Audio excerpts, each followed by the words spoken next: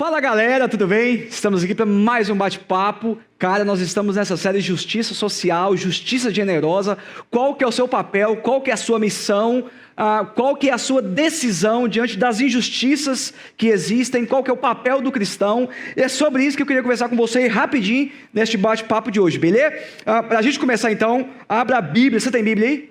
Você é crente, você tem Bíblia aí? Lucas, capítulo 10, versículo 8. Nós vamos ler apenas os versículos 8 e 9, vai ser um bate-papo bem rapidão, beleza? Lucas, capítulo 10, 8 e 9. Enquanto você abre aí, cara, nós vivemos uma sociedade completamente injusta. Desigualdade social, racismo, homofobia, muita coisa, que aos nossos olhos é muito injusto. Só que quando a gente olha para a Bíblia, a gente percebe uma coisa. Antes de nós nos avaliarmos a respeito de uma própria justiça que a gente tem, nós devemos entender qual que é o conceito de justiça aos olhos de Deus nas Escrituras. Sabe por quê? Porque quando nós olhamos para a Bíblia e nós tentamos identificar a justiça, nós entendemos que nós, por conta própria, somos injustos por natureza. E a consequência dessa injustiça em nós foi Cristo ter vindo ao mundo, ter se entregado como cordeiro, ter morrido numa cruz e ressuscitado. Então, antes de falarmos sobre justiça social, antes de falarmos qual que é o papel do cristão, qual que é o seu papel adolescente, você deve entender uma coisa: se autoavalia e entende que você é injusto, entende que eu sou injusto. Nós devemos entender que nós somos injustos por natureza. Entende isso? Sabe por quê? Porque senão você olha para o jornal, você olha para a internet, você vê as coisas acontecendo e você fala assim: nossa, mas isso é muito errado. Nossa, mas eu não falei desse jeito. Nossa, mas isso é muito ruim. Mas você faz pior. Nós fizemos pior. Os nossos pais fizeram pior no Éden. E quando a gente olha para esse texto de Lucas capítulo 10... a gente vê Jesus com uma missão. A missão é enviar os discípulos com dois propósitos. Vai lá, lê comigo lá. Você está ligadinho? Lê comigo lá. Lucas capítulo 10, versículos 8 e 9. E diz assim: quando entrarem numa cidade e forem bem recebidos, comam o que for posto diante de vocês. Se liga na missão, se liga no propósito e na ordem. Agora, curem os doentes que ali houver e digam-lhes: o reino de Deus está próximo a vocês. Cara, se liga no versículo 9. Curem os doentes que ali houver e digam-lhes: o reino de Deus está próximo a vocês. Vamos orar? Senhor, nós te amamos, nós te adoramos e te agradecemos por este momento. O nosso desejo é que o Senhor fale aos nossos corações. O nosso desejo é que saiamos transformados depois de ouvir aquilo que o Senhor quer falar conosco. Abençoe a vida de cada adolescente. Que essa palavra permaneça nos seus corações. E que principalmente essa palavra venha encher o coração dos nossos adolescentes, sair e fazer missão, mas fazer da forma certa. Essa é a nossa oração. No nome de Jesus. Amém. Galera, é o seguinte: nós temos um propósito, um foco, uma missão. Você pode ser o adolescente mais tímido do mundo, velho, mas você precisa entender uma coisa: Deus tem uma missão, um propósito, um dom que é exclusivamente seu. Cara, você pode ser uma pessoa sonsa pra caramba, não tem problema, velho. Deus tem um propósito e uma missão. Só que o que é mais importante é a gente entender que o propósito e a missão, ela tem por foco a glória de Deus. Só que a resposta da glória de Deus é você entender uma coisa: essa glória de Deus que se revela através da sua vida precisa ser derramada lá fora. Ou seja, as pessoas que você convive, o ambiente que você está, aquilo que você faz, aquilo que você fala, precisa derramar na vida de outras pessoas. E quando isso é feito da maneira errada, ou quando a ordem é invertida, a gente vê problemas acontecerem.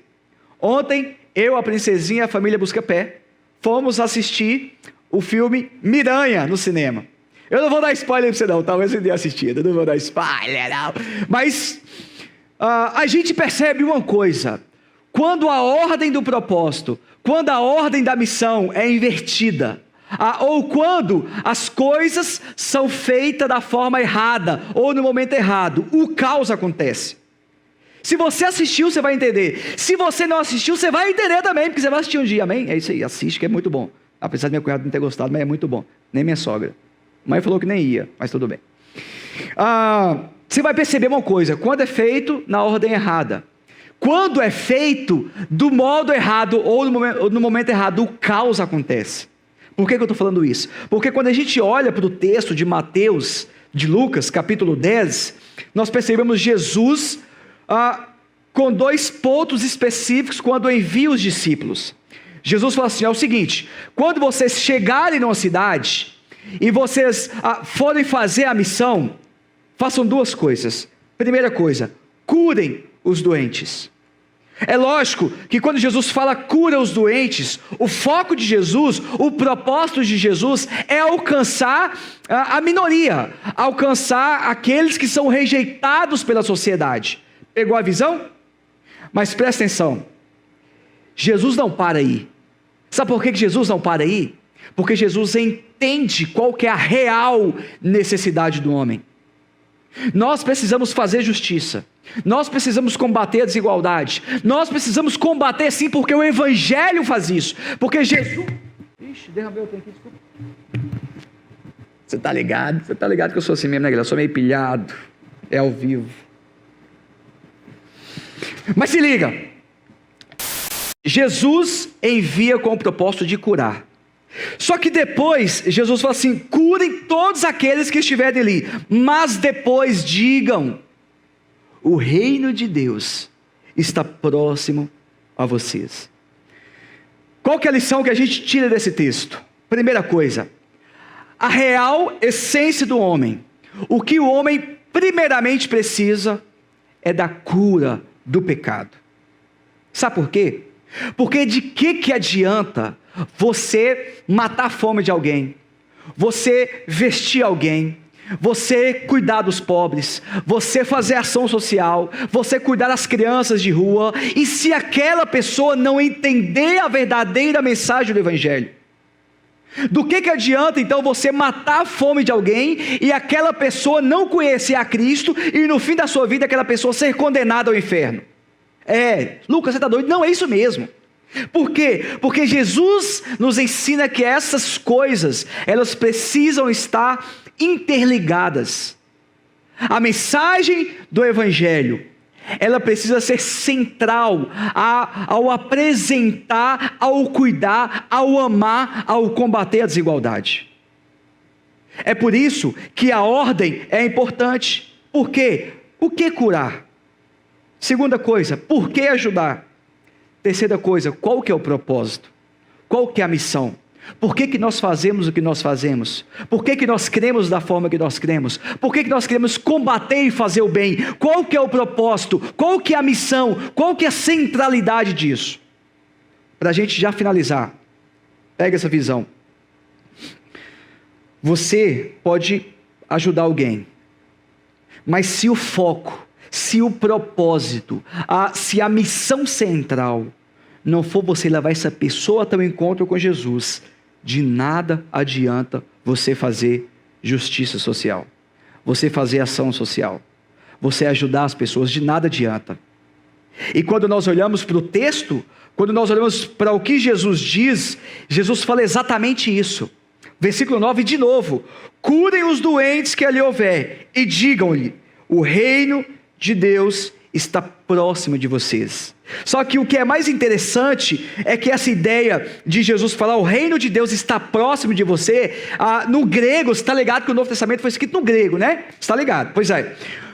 O termo está próximo a vocês é muito da hora, cara. Por que é muito da hora? Porque significa literalmente que o reino de Deus está a um braço de vocês.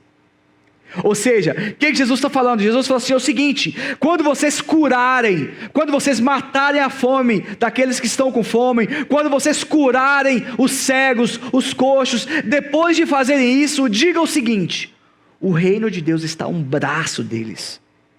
Sabe o que Jesus está dizendo? O reino de Deus está aqui. Quando vocês estenderem o braço, vocês vão tocar naquele que é o reino de Deus. Eu sou o reino de Deus. Eu sou a centralidade daquilo que Deus tem na glória eterna. Quando Jesus ensina a orar o Pai Nosso, Jesus falou o seguinte: assim como é nos céus, seja na terra. Jesus está querendo dizer que da mesma forma que o reino de Deus é intenso nos céus, da mesma forma que o reino de Deus, os anjos cantam santo, santo nos céus, que essa mesma glória desça na terra, invada a terra, e que as pessoas conheçam a Jesus, e que as pessoas tenham a fome matada, que as pessoas tenham a roupa para vestir, que as pessoas sejam cuidadas fisicamente, mas que principalmente as pessoas reconheçam os seus pecados. As pessoas encontrem a salvação para as suas almas. As pessoas reconheçam quem ela é. Porque de nada adianta matar a fome, se a maior fome de todas não for saciada. A fome de conhecer a Jesus. A fome de encontrar aquele que se entregou numa cruz. A fome de reconhecer e de experimentar o pão da vida, porque Jesus é o pão da vida, e quem come deste pão jamais terá fome, porque Ele é o pão da vida. Quando você, adolescente, quando nós, como Ministério Chácara Team, formos fazer missão, ação social, evangelismo de rua, que nós entendamos uma coisa: antes do pão físico, é necessário o pão da vida, que é Jesus. Que essa palavra permaneça no seu coração, e que a motivação de fazer missão, de evangelizar e de fazer justiça, e de fazer ação social, seja a glória de Deus, a salvação das almas, que isso permaneça no seu coração. Beleza? Tá ligadinho? Vamos, tá ligadinho? É uma, né? É uma. Vamos orar então de novo? Senhor, obrigado por este momento, obrigado por esta aula. Que esse adolescente seja impactado pela tua palavra, e que nós, como Ministério Chácara Team, ao fazermos missão, ao evangelizarmos, ao fazermos missão social, entendamos que o pecado precisa ser retirado dos corações, para que só então as pessoas sejam plenamente saciadas. Essa é a minha oração.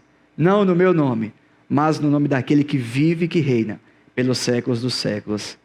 Amém. Valeu, galera. Tamo junto. Deus abençoe e é nóis.